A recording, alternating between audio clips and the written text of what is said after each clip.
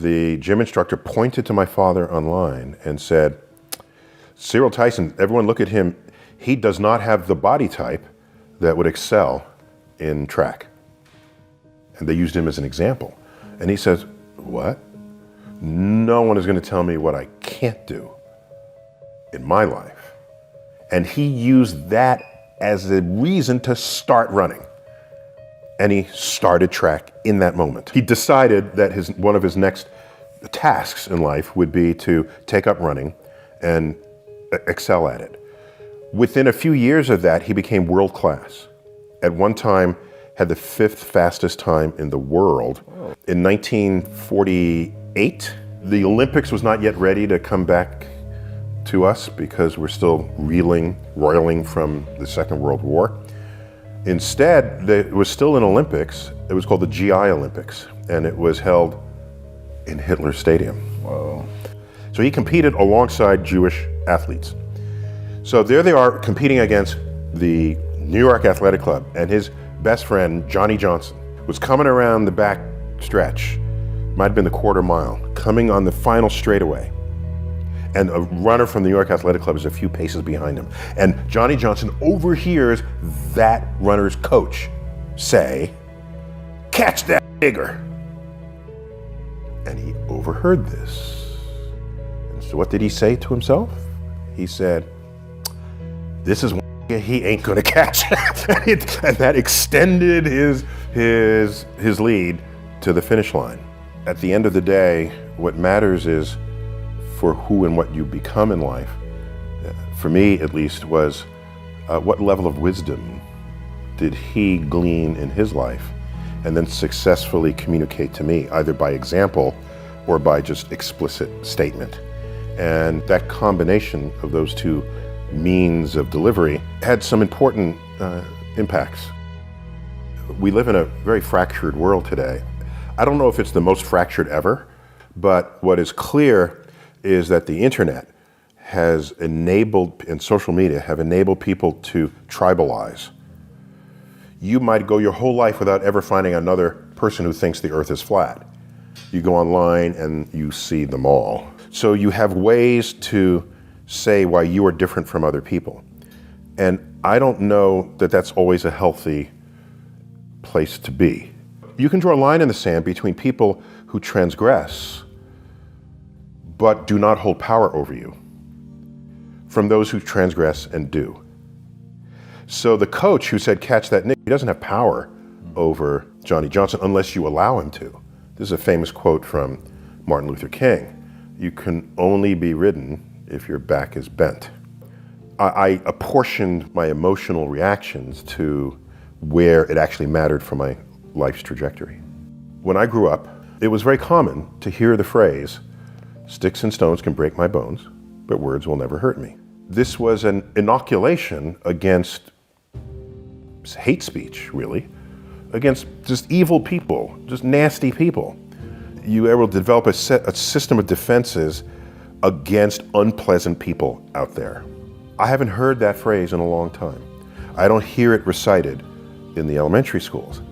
What I think has happened over the years is we came to learn as a civilization that words can be hurtful and words can sort of change your mood or set you into a depression. What I see on the flip side of that coin, however, is people are less able to deal with the very same people who are around today who were around back then, who are calling you names. The people who might be bullying you on the internet by saying things about you.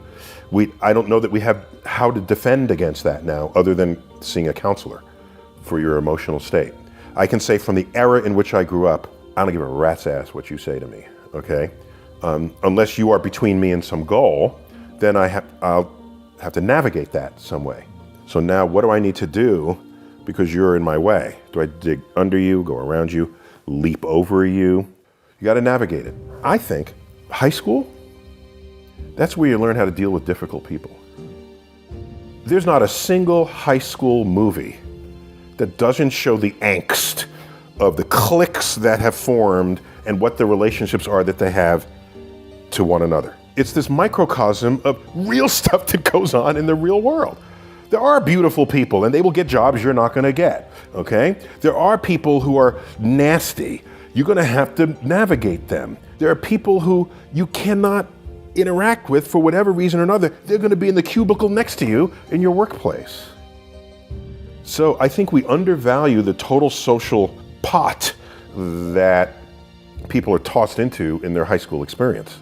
For me, what I do for the public is almost 80+% of it is driven by duty, not by ambition. Because I can do something, and if I can do it better than others, and it's for a greater good in society, I would be irresponsible if I did not. That many people look for meaning in life. And I'm thinking to myself, you have more power than that. You have the power to create meaning in your life rather than passively look for it. So for me, I create the meaning. And meaning to me is, do I know more about the world today than I did yesterday? That enhances meaning for me. And if that accumulates and accrues daily, in a month you know way more than you did than just that day later, so that you continue to grow. No one ever told me that I had to search for meaning in life to begin with. So that was never even a part of me. My first question of me wasn't, where do I find meaning? It was, how do I create meaning? And that started early teens. School, they view you as this empty vessel that they pour information in, and you test it over here, you get a high grade, you're praised. You might even give the commencement speech. Is that who become the shakers and movers of the world?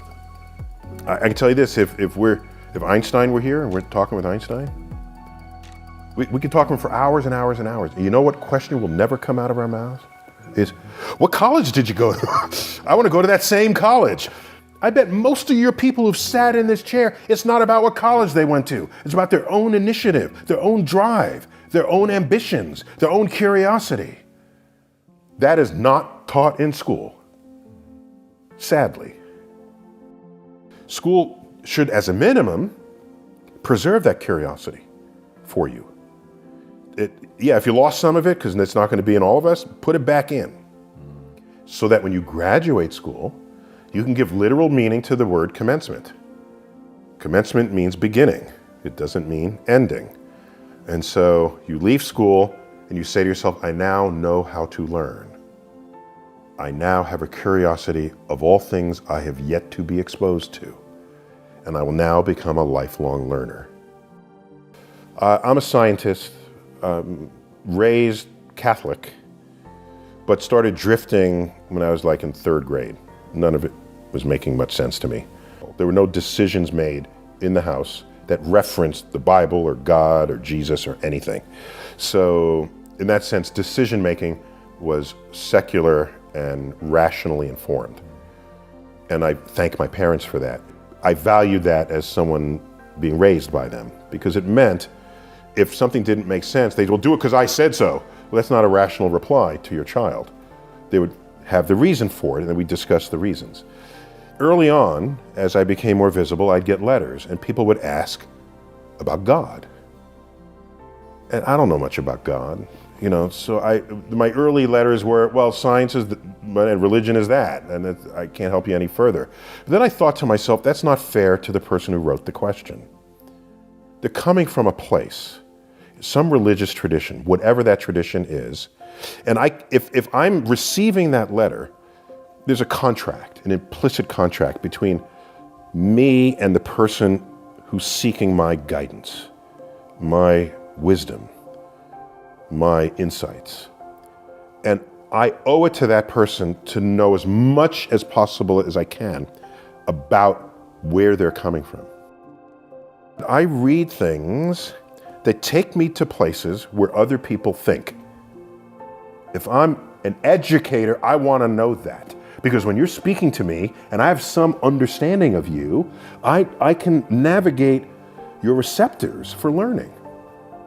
In this book, one of what took me a year to answer one of the questions. It was a Jewish woman. Okay, she's Orthodox, she's really religious, she's got a 10-year-old son going to Hebrew school, he's on the autism spectrum, and he says, by the way, one day he came home and said he doesn't believe in God. And he thinks Bible stories can't possibly be true. And she asks him, how did you come to think this?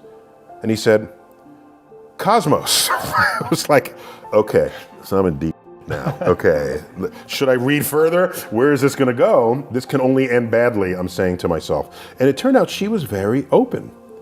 She said, I don't want to make him believe things that might not be true. He respects you. I know that, and I thank you for that.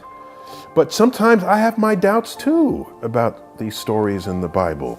So I just don't know, can science and God coexist? And I just want to be a good parent. I want to teach you how to think about the world, and then you say, I have a new way to understand the world, and you just run off. You don't even look back, because a new level of hunger has descended upon you, and methods and tools to feed that hunger are now accessible to you. So my impact would be that others are impacted, and they don't even remember that I had something to do with it. On my tombstone, I want the epitaph, be ashamed to die until you have scored some victory for humanity. You want the world to be, any of us, I think, should want the world to be a little better off for you having lived in it. That doesn't mean people praising you, no, not even about that. So what do you have to give with no expectation of return?